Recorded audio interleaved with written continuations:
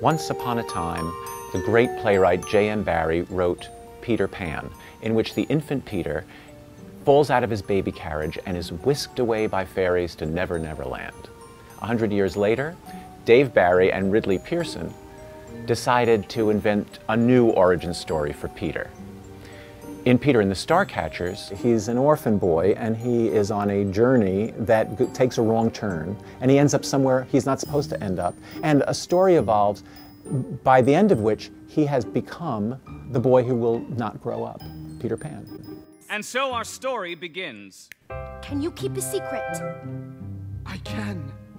This is an unusual story in that there are two heroes. There's this young male character and then there's a young female character who's a proto-feminist, super smart, hyper-curious, very articulate, bossy, prejudiced, opinionated, privileged female who as a result is completely friendless. We get the story of our play.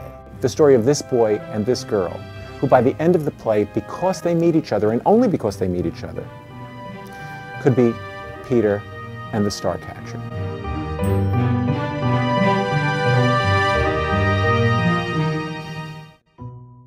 In this novel, there are ships at sea and sea battles and hurricanes and ships being destroyed and shipwrecks and an island and England and it's Victorian and there's carriages and bumpy roads and palm trees and mountains and cliffs and sharks and mermaids. And on May 1st, 2012, Peter and the Starcatcher became the new American play with the most Tony nominations in the history of the Tonys. And we went on to win 5, which was more than any play last season.